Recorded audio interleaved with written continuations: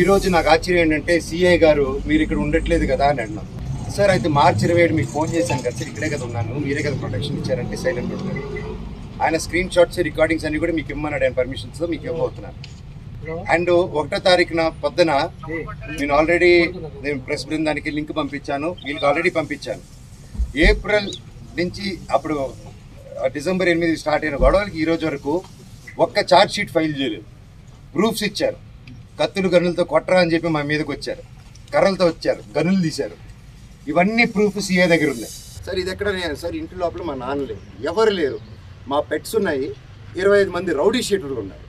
నేను డ్రోన్ పంపిస్తాను సార్ చూడండి సార్ అంటే పంపించద్దు, మేము చూడకూడదు.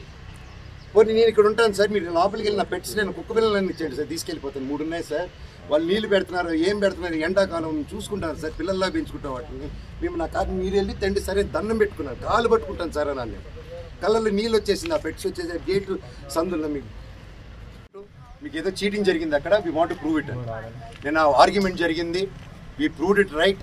కోర్టులో అక్కడ ఎవరో వీళ్ళు తప్పుదారి పెట్టించి కోర్టుకి చెప్పారు, జడ్జి గారు చెప్పి కోర్టుని చీట్ చేస్తారని తిట్టి అవతల వాళ్ళని కూడా ఈయన మీద వేసిన ఆర్డర్ నేను వెకేట్ చేస్తానని తీసేశారు. సో ఒరిజినల్ హైకోర్టు ఆర్డర్లో ఇప్పుడు నేను ఇక్కడికి వచ్చాను. మా ఇంట్లో ఎవరు లేరు, మొత్తం anti social elements, rowdy sheeters, police లాఠీలు పెట్టుకొని ఈ అమ్మ ఫోటోలు తీసింది. ఈ అమ్మాయిని ఆపేస్తే మీరు ఎవరు రాలేదు, అమ్మ నా బెండెక్కమ్మ అని చెప్పి ఎక్కించుకొని తీసుకెళ్ళాను. ఈ తల్లిని తీసుకెళ్ళిన తర్వాత తల్లి వీడియోలు తీస్తుంది, సిఐ వచ్చారు. సిఐ వచ్చేసి పాప మీద పట్టుకొని తోయడం, పోలీసు అంతా నేను అడ్డుపడిపోయాను.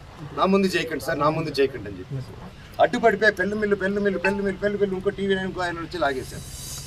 అండ్ మోహన్ బాబు గారు ఇంటి దగ్గరికి వస్తే ప్రెస్ నేను కొడతారు, పోలీసులైనా వచ్చి ప్రెస్ని కొట్టేస్తారు. నాకు అర్థం కాలేదు. ఐఎమ్ రియలీ సారీ, నా కోసం వచ్చి నా వల్ల మీకు అదైనందుకు ఐఎమ్ రియలీ సారీ తల్లి. ఒక అన్నగా నేను ఎప్పుడు ఉంటాను, ఐఎమ్ సారీ సార్. తప్పు లేనప్పుడు మిమ్మల్ని ఎందుకు సార్ ఆపుతున్నారు అక్కడ రాకుండా?